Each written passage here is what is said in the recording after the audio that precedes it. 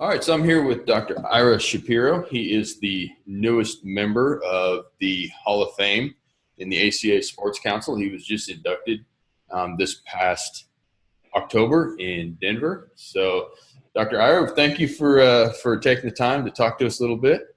Well, thank you for having me. It's a pleasure to be with you. Like myself, I've been involved in Sports Council for the last couple of years, and so I know there's a lot of newer, younger doctors out there that haven't been around as long, so they don't know some of you guys as well as we should. So can you just take a minute, just kind of talk about how kind of your early career, how you got into chiropractic, where you went to school, and all that stuff? Sure. Well, I did my chiropractic education at the Palmer College of Chiropractic in Davenport, Iowa, and I graduated in 1983. And I've been an athlete most of my life. So it was a natural progression to follow along with sports once I got out of school and started to practice, should I say, in the real world. Awesome. So are you a professional sports fan? Yes, of course. I'm from New Jersey, so the Northeast here. So of course, I'm a Yankee fan, and I'm a Knick fan, and I'm a Giant fan. So the normal kind of things that you expect. I did play ball in high school, college, and afterwards. So I've been pretty much involved in the sports scene for most of my life. Okay, so it's an exciting time to be a Yankees fan with the young Bombers coming up. Yes, like I said, I've been through the 70s. I was in college in the 70s when they won. I was, in my early years of working during the drought in the 80s, and then of course in the late 90s, when they won, 4 to 5 years in a row. So yes, it's always good to be a Yankee. It's the best team money can buy. Oh, all right. So can you talk a little bit when you got out of school? What did you? So you knew you were interested in working with athletes. So how did that look for you, and kind of what were your, how did you approach that to work with athletes? Well, in the beginning, like I said, I was an athlete. When I was out at Palmer, I played rugby for my time out there. I played rugby in undergrad, and I played again at Palmer. So when I got out of school, I joined the local rugby club that was in New Jersey, and that was an easy segue in as I started to be able to adjust the 60 members of the rugby team. We would practice on Tuesdays and Thursdays and have games on Saturdays. So that was my when you would work on a couple of the athletes, and they would come to you and say, "It's the first time that I've been playing." They didn't have any pain the next day after playing, and as that turned around, they saw that they would play for longer periods of time, that they had less pains and discomforts as you worked on a couple of athletes. And then as word spread, you would get more and more of the rugby players on a regular basis seeking you out for care. So I would have to get to practice an hour or two early just so I could work on all the players before practice started. Were they familiar with chiropractic at all, or was that a whole new idea? Some of them remember. We're talking in the early 80s. So again, chiropractic, especially in the sports arena, was just coming into into play, so to speak. And a few people were familiar with chiropractic care, but not many. And the few people who were exposed to chiropractic care before, of course, as soon as I brought out my portable table, they were the first ones who were lining up. And it's like anything else, as the better players started to seek care, then everybody else pretty much fell in line. Okay. Now, when did you start getting involved in sports council? Pretty much right out of school. Okay. In the early 80s is when the sports council really started to come into its own, and back then things were completely different than they were now. In a lot of instances, we were always shut out of everything because we were told that we are a duplication of services. We have other people who do what you do. We don't need you. Until the athletes realizes what we do as sports chiropractors is we correct biomechanical misalignments that affect athletic performance. So as you're starting to work on the athletes and you correct their biomechanical misalignments, and they can perform at higher levels, their times in terms of speed events had dropped, their ability to hit the ball farther or kick the ball farther because they're more biomechanically sound.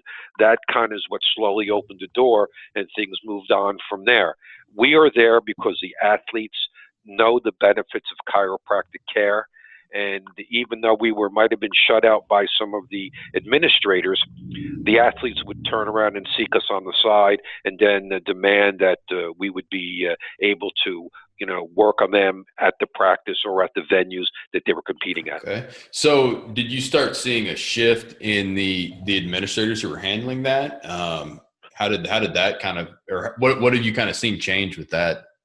Well, really what we saw, what was really good back then is that the ACA used to have their magazine, Sports Talk. And due to the hard work of the executive people of the Sports Council, they kind of set up a network throughout the country. And if you opened up the back of Sports Talk, even get some of the old issues in there, the last 3 or 4 pages, they listed all different kinds of sports and who was the coordinator. So if a lot of these sports that would come in, like the jet ski tour or the pro beach volleyball or the water ski tour or those kinds of things, when they would always look for local medical people in the area, because these events move from city to city each event. And when the local organizing medical staff said, well, we don't need chiropractors, you would just open up the back of Sports Talk, find a different sport, contact the coordinator. They would call the national governing body, the jet ski tour, water ski tour, pro beach volleyball, and say to them, look, here's our chiropractors who are coming. And they would just then pick up the phone, call the local medical director and said, whether you do or you don't want the chiropractors, these are the ones who are signed by the national organization. They're coming down to work the event. And as we would turn around and work at events, and the administrators would find out we knew what we were doing, we were able to handle situations, and the athletes were seeking us out, then it would open the doors more and more and more. Well, hey, so kind of on that subject, do you have any advice that we might be able to sprinkle in here on, kind of at a local level? We still kind of not really necessarily deal with that kind of opposition, but it's still kind of a question of like, how, what are you going to do for me, as a chiropractor approaching like a local team? Do you have any thoughts, advice on a good way to really segue into a local team? Most of the sporting activities below the high school level don't have any kind of medical attention at all. So you want to work with the Pop Warner or the Little League or the traveling soccer team. The very first event I ever did was a mat rat wrestling tournament for 4th and 5th graders. I was starting out at the bottom and kind of working your way up. I've been working for 35 years or so as the sideline physician for the local youth football team. And, in the beginning, nobody wanted to know me. Nobody wanted to do anything with me. And then as time got on and there were a number of incidents where people got injured on the field and I was able to handle the situation, you turn around, you get more respect and more credibility. And now it gets to the point when I'm standing on the sidelines, people come down from the stands to say hello because all of a sudden they think they're big shots because they know who I am and they come down and talk with me. So it's like anything else. It's you have to let your actions speak louder than your words. Get in there and show that you know what you're doing. And as you know what you're doing, they're more likely to have you do more and more. I would advise the young doctors that start with a sport that you know. Start with a sport that you played. If you're a wrestler, work with wrestlers. If you played basketball, work with basketball. If you did soccer, do soccer. Because then you're really more aware of the different kinds of injuries that happen because you played that sport. And then you'll be able to turn around and know what the appropriate treatment protocols and diagnostic procedures that need to be done so you can get the athlete to return to play as soon as possible. I think that's really helpful to just start out small and work your way up. So correct. Let's see. So you started practice in the early 80s. And you were involved in sports council from the beginning. So when did you actually start making that jump to the Olympics, and how did that progress to there? Well, things are much different now than they were when I had turned around and started practicing. What had happened is that you need to be in practice for 5 years, and you needed to work with a team for a minimum of 3 years, and you would apply to the Olympic Training Center. And out of the hundreds of athletes or hundreds of doctors who applied each year, right, they came up with a point system.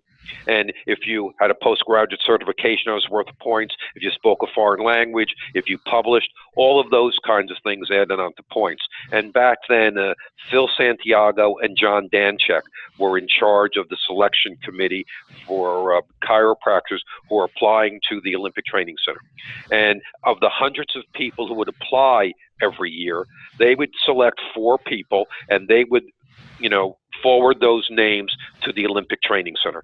No one ever got selected the first time they applied. You had to apply every year, and eventually they'd see your name a number of times. They would turn around and see that you were continuing being involved. And then once your name was given to the Olympic Committee, then you were invited to do a 2-week internship at the training center in Colorado Springs, and you were evaluated. You didn't know who your evaluators are, and they were seeing your clinical competency, how well you got along with the athletes, how well you got along with the coaches, with the other members of the medical staff, the dignitaries, the administrators, everything. Everybody gets graded. And there would be 4 doctors a year for 4 years, which is 16 doctors. We would always call that the Sweet 16. Mm-hmm. And they, out of those 16 doctors, they would select the 4 highest scoring doctors, and then they would move on. And then what you would do, they would put you at an event, some form of international event, because there things are different because the athletes are now competing, so the stress levels are a lot more, a lot of other things that are going on, and it's the same thing. You were evaluated, how your clinical competency under stress, how you work with the athletes, the coaches, the administrators, the dignitaries, and again, you were evaluated. And then from those final 4, the top 1 or 2 were selected to move on. One normally went to the Olympics, and the other one normally went to the Pan Am Games. The only thing I could tell you, back then, Ed Ryan ran the Olympic program for the medical staff. And if every organization treated chiropractors like the USOC does, we would never complain about anything. We were always treated first class. They always wanted our input. Even when I was doing something and there was a situation and they turned and asked me, and I said, well, I really don't handle this kind of injury. Well, we still want your input. What do you think? So that was a very different experience than what you were used to every day, because usually they didn't want to care or know anything about the chiropractor. Here at with the Olympics and the USOC, they were very interested in our thought process and how we would handle situations. So it was definitely a very rewarding experience. Is there a reason why it was so different when it got to Olympics? Was it because of just the stringent process to get there, or did they have a different idea there about chiropractic? Well, they definitely had a different idea about chiropractic. They knew the benefits of chiropractic care. Remember, is that the chiropractors started getting involved in the Olympics in the 80s, because what had happened in '76 in Montreal, a number of the chiropractors went out of the program, were treated by Dr. Leroy Perry, and most of the track and field people. And he had to treat the athletes out of the Olympic Village at a hotel. And when it came time for the next Olympics, the track and field team basically said, we want a chiropractor. So they got a petition together and said, we want a chiropractor. And if you're not going to have a chiropractor, well, we're going to go out and find our own. Mm-hmm. And the U.S. Olympic Committee decided, well, look, if they're going to continue to want chiropractors, we better turn around and get a control over it. So let's put the chiropractors through the same protocols and procedures we put the rest of our medical staff through. And that's how chiropractic got started in the Olympic movement. Okay. And it just kind of progressed from there as the Olympic people realized we don't do drugs, we don't do surgeries. We could have the athletes continue to play and not be concerned about any drug testing or anything else along those lines. And they realized that what we did was beneficial. When I was at one of the Olympic Games I was at, the head medical doctor who was there, patient came in and the head medical doctor said, I'll give you 3 days with this guy. If he's not better in 3 days, I'm taking over. And I said, all right, well, you're in charge and not a problem. Well, after 3 days, this head medical doctor came over to me and said, okay, we're working on it for 3 days. You know, I'm going to be taking over. The athlete said, well, what are you talking about? I'm doing much better with the chiropractor. I want to stay with the chiropractor. And from that point on, they all of a sudden became very interested in what I was doing, because I was doing things that they never did. You know, the manipulation, the soft tissue work, those kinds of things. And it kind of, you know, grew from there to realizing we are a benefit and we are an asset to the U.S. Olympic athletes. And it showed in their performances across the board. A similar story there where the athletes kind of find the benefit first and then they demand the change. Right, that is correct. It has always been a grassroots effort to come along. It was the athletes know the benefit of chiropractic care. That's the only reason why we were there, because the athletes demanded that we be there. Now, I understand that you are the first chiropractor to work 2 Olympics. That is correct. I was when I went with the USOC, I was at the Athens Games in 2004, and then I can't tell you why, but I was asked to come back to the Winter Games in 2006. And it was kind of strange because I got a letter to come back in 2006. And I go, something's got to be wrong. So I'd called Ed Ryan, and you know, at the Olympic Training Center, and they said, well, he's in the mountains with the ski team, just you know, text him. And I said, well, I'm not really good at texting, so I'll just call back when he comes back at the end of the week. Well, about an hour or so later, my CA knocks on the door and says, there's an Ed Ryan from the Olympic Committee on the phone. I said, hey, I'll take that. So I picked up the phone, and he says, Ira, what can I help you with? Well, I said to him, I got this letter about going to the Winter Games in Torino, but I just went to the Summer Games. You don't take anybody a second time. He says, well, are you telling us you don't want to go? I go, no, that's not what I'm saying. I just want to make sure this wasn't a mistake. And he's going, no, it wasn't a mistake. And then I find out later that the doctor who told me, and when I was in Athens, who told me that I could only work on the guy for 3 days and he was taking over, he went back to the U.S. Olympic Committee and said his opinion of chiropractic had changed based on his experience with me. And he said I should definitely be brought back to be able to do some of the things that I wasn't able to do the first time I was there. And that's pretty much why they brought me back. Okay. You know, they've started to realize the true benefit of chiropractic care. And then since then, you're getting more and more chiropractors are being brought to the games during that time, until ultimately you had Mike Reed and now Bill Moreau, who run the USOC medical division, who are both chiropractors. Right. Do you have an idea of how many chiropractors actually work on the medical team now? Honestly, that I don't know. All I can tell you, when I went, there was 1, maybe 2. Yeah. And otherwise, that was it. And when I was in Torino, which is the Winter Games, we send about 225 athletes, and there's about 2,500 competitors who compete from all the countries. In the Summer Games, we send about 550 athletes, and there's about 10,000 athletes who turn around and compete. So you can see that the Winter Games, which are smaller, are a lot more intimate than the Summer Games. Yeah, for sure. Which did you like working better? Well, I like the Winter Games only because of the intimacy. You know, when you go to a party at somebody's house, everybody seems to congregate like in the kitchen. Right? Well, think of it this way. That's what the clinic was like. Most of these, remember, all these athletes are picked to go to the Olympics by their NGBs, their national governing bodies. And the first time they're meeting any of the other athletes is when they get to the Olympics, because they're then all of a sudden all under the umbrella of the USOC. But speed skaters, skiers, bobsledders, the hockey team, whatever, they are all under their own NGBs. And the first time these athletes can see everybody else is actually at the games. And everybody's training schedule is different. Everybody's competition schedule is different. So the only common area that they see everybody is in the clinic. So at the end of the day, when you were done, you would go to the clinic so you could see all the other athletes from all the different sports that were there. So it was always the hub. So there was always a lot of things that were going on, and it's a lot more intimate when you are with 200 athletes as opposed to with 500 athletes. And that was the only reason why it was, personally for me, it was a lot more enjoyable. I got to meet a lot more of the athletes, had a lot more personal, intimate contact with them at the Winter Games. Now, were you pretty much working from sun up to sundown during that time, or? Yeah, you had to be in the clinic at 8 o'clock in the morning, and if you weren't there by 8:15. They came looking for you. And, sometimes things were over 10, 11 o'clock at night. So, because basically how things worked, like say from 8 until 8:30, the speed skaters would come in and get ready for their morning practice.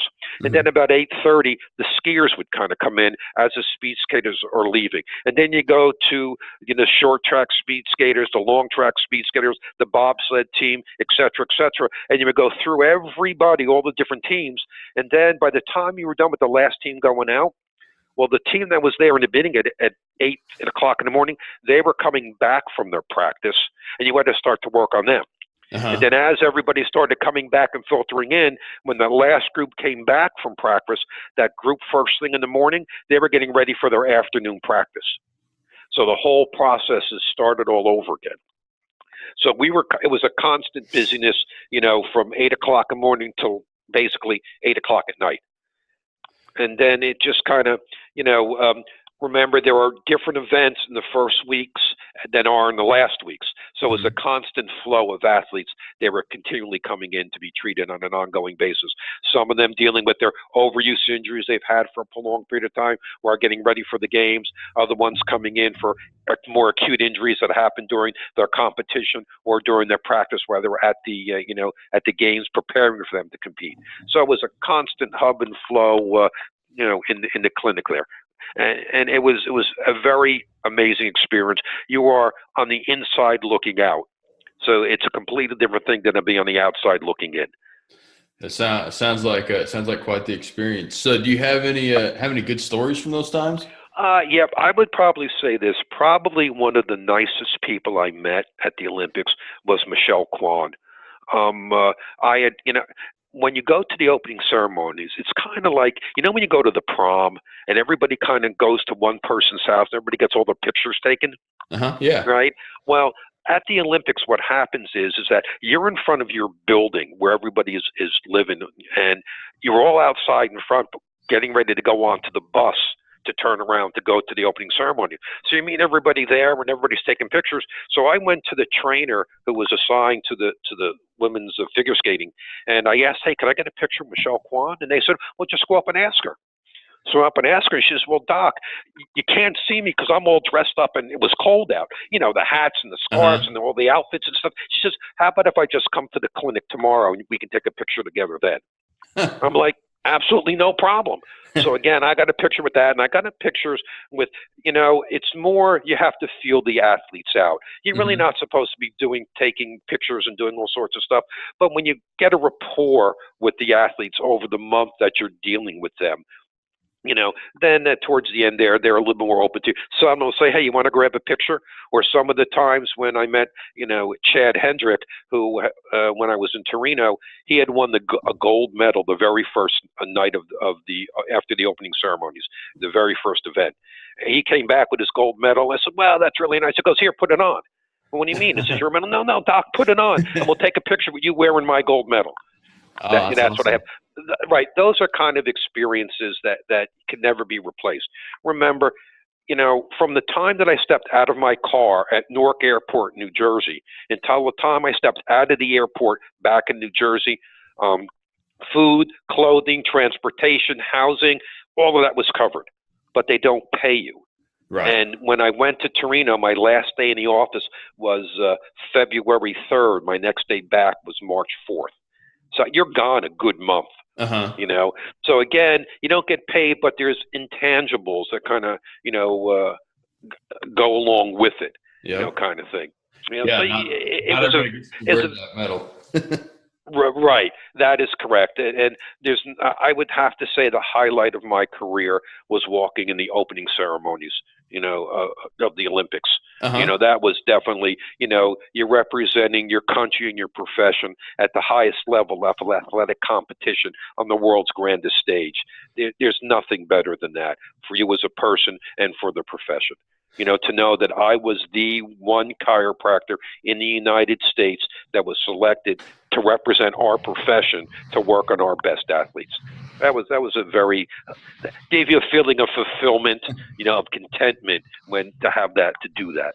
Yeah, that has got to be quite the experience. The opening ceremonies are always, I mean, even people who don't watch the Olympics are still tuning in to catch the opening ceremonies. Right. That's very true. A funny little story with that was that when I was, because of my emergency procedures background, and most of the doctors out there who have either taken the CCSP or the Diplomate program, I've been teaching with that for kind of quite a number of years, and I teach the emergency procedures module. And the goalie for the U.S. hockey team had epilepsy, and it was triggered off by flashing lights. So I was assigned to walk with the women's hockey team during the opening ceremonies in case, everybody taking pictures of all these lights, that something would happen to this goalie. So I was kind of sitting in the middle of them, and the NBC decided to turn around and focus on them. So after I get back from the ceremonies, I'm on the computer, and I'm getting all these instant messages from people going, "Hey, we didn't know you could sing." I'm going, "I can't sing. What are you talking about?" Where Peter Gabriel was playing the piano and Yoko Ono was singing one of John Lennon's songs, everybody was kind of singing along. Well, they had me on the screen with the women's hockey team going back and forth and singing. I was just mouthing the words. I wasn't singing because I can't sing, but I mean, for a good 30 seconds, I was smack in the middle of the screen, around the world on NBC. So that was pretty interesting. That's pretty awesome. Well, did you pick up any, what we like to call clinical pearls that you can pass on from all those experiences? Something that you think might be beneficial for young docs? Yeah, here's something that's quite interesting. Before the openings, you have to understand something, that the Olympic Village opens up about 10 days before the start of the Olympics, because the athletes are getting accustomed to the time change, to the altitude, to the weather, a whole bunch of different kinds of things. And when I was in the Olympic Village about, in that 10-day period beforehand, I was introduced to the skip, or the captain of the curling team. And I met him and said hello, and I says, "How's your shoulder and how's your hip?" He kind of looks at me and says, "Well, have we met before?" And I said, "No." He says, "Do you curl?" And I said, "No." He goes, "Well, how'd you know my shoulder and my hip were bothering me?" Well, curling has the same motion pretty much as bowling. And I worked with the Pro Bowlers Tour for a good 10 years prior to going to the Olympics. And I just was able to turn around and take those biomechanical movements and transfer them to a different sport that had the same kind of motion. So I didn't necessarily have to be familiar with the sport, just be familiar with the biomechanics. Because remember, what we do is we correct biomechanical misalignments that affect their performance. And when I started to work on him, it was like, oh my God, this is the best I felt in a really long time. And I spent a lot of time with the curling team, and it ended up, it was the very first time that any curling team from the United States won any medal in the Olympics. So again, it was more along the lines of not being familiar with the sport, but being familiar with the biomechanics of the sport. And this way you could be able to do any kind of sport that comes around based on understanding how things work biomechanically. Yeah, I like that. I think that's really good. Even if it's a like you said, like a sport that you haven't seen before, just look for those biomechanical similarities and proceed on. Yeah, correct. I mentioned we worked the Pro Bowlers Tour for a number of years, and back, I'm going to say, I think it was 1994, probably before most of you were born. Back in 1994, we were doing the Johnny Petraglia Open with the Pro Bowlers Tour. It was on ABC TV like normal, and there was a mid-level pro who had been to a chiropractor like 10 years before. And he turned around and said, well, you know, you guys are here. Do you think you can adjust me? I said, no problem. So he got adjusted, and he went out, and the very next game, he rolled a 300. And it was the first 300 of the tournament. He gets interviewed and says, well, what do you think, this 300 is the first one in the tournament? And the guy says, I got adjusted by the chiropractor, and I came out and rolled the 300. The next day in the sporting page was a whole story about the chiropractors working at the event, and the guy rolled in the 300. You couldn't pay for advertising that was so good as something like that. Did he want to be adjusted before every game after that? Once that happened, they all were lining up to get adjusted. If you could make me roll the 300. It was the same kind of thing when I was working with the bowlers in the World Games in Cali, Colombia. You know, this one bowler who was for the U.S. team had a little bit of an arm problem, and as time gets on, because remember in these tournaments you're going to roll about 1,000 balls, and he had a very high backswing, and he was having some problem with his rotator cuff. So as the tournament progressed, he couldn't get the ball back as far. We did some soft tissue work on him, did some adjusting, and the next game out he rolled a 279. And all of a sudden, here comes all these other people that want to get work done. So he pulls me on the side and he says, you're an American. I'm on the American team. I don't want you working on these other guys. You're our secret weapon. You know. So again, those kinds of things are always nice to see those kind of things happen. And again, as another instance where the athletes know and see the benefit of what we do. That's why they want us there. You know. So it was definitely another rewarding experience to go through. Yeah, that's quite a story. So how does working the World Games compare with working the Olympics? I'm assuming much smaller. Right, it's a little different. When I was at the World Games, I was there with FIX. The International Sports Governing Body. And, as long as you're a member of the ACA Sports Council, you're automatically a member of FIX. And you need to be a member of FIX to work with these different kind of events.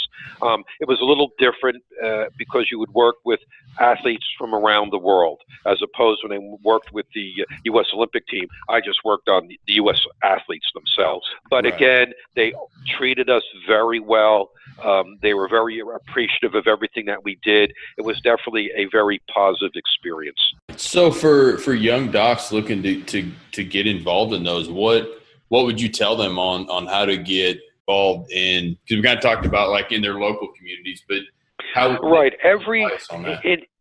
in every town there's some sort of a recreation department. They're always looking for people going down there and hi, I'd like to help out an event. Well, we're having a 5-mile run, or we're having a Little League tournament, or a soccer tournament, or a wrestling tournament. They always can use additional people to help. And even if you don't necessarily go in as a chiropractor, you get your foot in the door, and all of a sudden a situation arises, and you can handle that. Remember, when you're on a field of play, the athletic trainer is in charge. But a lot of these times when there's an injury, there's multiple things that have to be done in the sequence. A goes to B, goes to C, goes to D. So if the trainer is doing A, and you can do B, and then you do B, the trainer could do C, and then you could do D on the field. When you get off the field, all of a sudden that gives you instant credibility with the trainer, even though he had no experience with you. Hey, if he knew what to do and helped me out on the field, maybe there might be something into what he's doing off the field. Mm-hmm. So that's kind of how you turn around and you break in. Like I said, I did Little League tournaments. I did soccer tournaments. I did youth football. I did youth baseball. Anything that I could get my hands on, we turned around and we went and we did. When I was starting out, I'm from New Jersey. Mm-hmm. New Jersey has a very strong sports council here. You had to pay dues to be a member of the Chiropractic Association in New Jersey. And then you had to pay extra dues to be a member of the Sports Council in New Jersey. At times, we had over 100 dues-paying members in the Sports Council itself. Wow. And we would turn around, and there was a mentoring program that was through the ACA where they would hook up experienced doctors with young doctors coming out of school so they can kind of get a little bit of experience. We would never have anybody do anything they weren't comfortable with doing. You wanted to come beginning, just stand there and watch, come there and stand there and watch. And then after you were at a couple of events, you would start to get involved and do more and more. And then once you became comfortable in doing events, we would let you do an event on your own. So that's what it is. It's familiarity in what you're doing. You got to learn from people. It's like anything else. It's, when you get out of school and that, doctor, you're in working in an office, and that first person comes in with a hot, low back. Oh my God, what do I do? What do I do? What do I do? And now it's second nature to you because you've been practicing for a period of time. It's the same thing with dealing with athletes on the sidelines. In the beginning, it's like, oh my gosh, what do I do? What do I do? Then doing it for a period of time, become more comfortable. Remember, a lot of these events that I did early on, you never got paid for. But when you were out there and they saw your competency, right, the more likely that they would come in your office because they saw how you handle things and what you were doing when you were on the field. They had a sports-related injury. Well, we might as well go to the sports chiropractor who kind of knows what's going on, because I know he knows what he's doing because I've seen him do work on the field. So the more on-field work you did, that translated into more people coming into your office. Awesome. Yeah, I think that's excellent advice. And then if their goal is to get involved in work in the Olympics someday, what else can you give them as far as, obviously start off on the local level and learn what you need to learn, but then, what's kind of that next step to get to international? Well, I would say this: you're going to need some sort of postgraduate certification. Whether you're going to get a CCSP, an ICCSP, a diplomate, need something like that. Secondly, is that you need to turn around and you need to get some sort of osseous adjusting skills. But you also need to turn around and have some soft tissue skills. Because remember, in sports, muscles move the bones, and the joint makes sure that the motion is guided and directed in the proper direction. So efficiency in sport is proportional to the alignment of the bones and the health and integrity of those soft tissues and muscles surrounding the bones. So less than this optimum alignment is going to adversely affect an athlete's performance. So what we do is we go up and down the different joints of the body, which is referred to as the kinetic chain, and just realign everything. But remember, in sports, most of the injuries are extremities, and most of the injuries have some sort of peripheral nerve entrapment or soft tissue involvement. So just as well as you need to turn around and be able to osseously move the segments, and not just the segments of the spine, but the extremities, you also need to have and be competent in some form of soft tissue work. You want to use ART, you want to use Graston, you want to use Factor, you want to use Nemo, you want to use spray and stretch, you want to use friction massage. It doesn't matter. You just have to be proficient in it, so you can turn around and be able to handle the condition once you're able to diagnose it. I think that's definitely helpful to keep working on that continuing education after school. Yeah, the hard part starts when you get out of school. That's when you have to continue going and turn around and doing all sorts of stuff. And there were some years I would take 170 hours of CEUs in a year. That's like going every other weekend to a class. That's a lot. That's a lot. Right, but it was good because we had a lot of, my career growing up was with the sports doctors, or with Dr. Len Erschow, Dr. Bill Bonzel, Dr. Sherry Lachaume, Dr. Sheila Wilson, Dr. Mark Jaffe, Dr. Ted Forcom, and Dr. Tim Ray. These were the guys for not years, decades. We would travel across the country or halfway around the world, usually at our own expense, to do the events and work on them. We became a family. We became a close-knit, group of people. So it's just as much to turn around and to be at the event. It was just as important to go and do and see your friends and have a good time that way. I think that's what made it a lot more enjoyable for us. But there are quite a large number of very competent sports chiropractors, in different parts of the country. Excellent. You have to remember there are more chiropractors from New Jersey who are officially appointed to the Olympics than all the other states combined. So that's a pretty interesting thing, how the, should I say, the heart of sports injury is kind of in the northeast part of the country. And we have a number of them had some sort of affiliation from New Jersey. You had guys like like Mark Jaffe or Phil Santiago or Robin Hunter or Blaze Toto or Mark Jaffe or myself or Jan Kerwin. These are all people who went to the Olympics, and they were the only chiropractor at the Olympics. All of those people had some form of a should I say, relationship. Grew up in New Jersey, lived in New Jersey, did something in New Jersey. So we do have a strong history of sports chiropractors, in the state of New Jersey. I'm pretty sure I saw you guys snapping some pictures at the Hall of Fame dinner of the Jersey crew. Yes, the Jersey crew. It's again, you got guys like Greg Dorr, who was the the innovator of factor technique, taught Graston for quite a long period of time. He cut his teeth on us in the mentor program, as being when he was just out of school in the 90s. He followed us around. He got a lot of his experience with us. There are a number of top-notch sports chiropractors, who've worked with us over the years. Yeah, interestingly, Greg Dorr, most of the soft tissue stuff and the taping that I do, I learned from him in school. So he'd come in every year and teach us. So that's the stuff that I use every day in my clinic is what I learned from him. So I guess there's another link where the Jersey crew is getting out. Yes, look, he's one of the top researchers, innovators, in should we say our profession. Absolutely. As I jokingly say to him, the slave is now the master is now the slave. Or he had said to me, he always looked at me and considered me one of his mentors. Now I look up to him and say, you are what our profession needs. You're an innovator. You're a researcher. You're a teacher. These are all the things that, we need to do. Because what people don't realize, there are more published papers on manipulation done by physical therapists than there are done by chiropractors. Yeah, so we need more people like that. We need the people to, do the studies, to publish the papers, to show it's just not anecdotal stuff we do. There's actually a science and a benefit behind what we're doing. Absolutely. Yeah, we definitely need those guys that are doing the research and getting. Yeah, very true. Well, hey, as we're kind of wrapping things up, is there anything else that you wanted to talk about?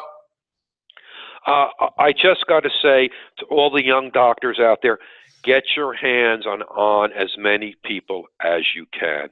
That's why they call it a practice. The more you do, the more hands you get on people, the more confident you're going to become, the better able you're going to handle the different athletes that are there and the different kind of situations that arise. Try not just to focus in on one kind of technique. Not every technique works on everybody. And if you're fighting for a period of time, you're using a certain technique on somebody and they're not responding the way you expect them to respond, then you have to be able to look at things from a different angle. And that's why it's important. I know in my office, you can either get side posture, you can get drop pelvic work, you can get SOT block, you can have an activator, you can have flexion distraction, all different kinds of techniques that are used on different kinds of people depending upon their age and their condition. So it's important not to get pigeonholed into just doing one thing. You can never have enough tools in your box, whether it's kinesiotaping, whether it's instrument assisted type of work, whether it's using, like I said, an activator. But you got to be able to move the bones. That is the whole thing. You got to be able to move the segments, and you have to be competent in some form of soft tissue work. Get your hands on as many people as you can. That's what your friends are for. Is for you to practice on. Thank you so much for taking the time to talk to us, and I look forward to seeing you down the road at some more events. And if I would tell you this, if any of the doctors have any questions, I could always be reached in my office. My phone number is 732-723-0023. And I'm the kind of doctor, if another doctor calls, I'll come out of a room to answer the phone. You know, unless I'm in with a new patient.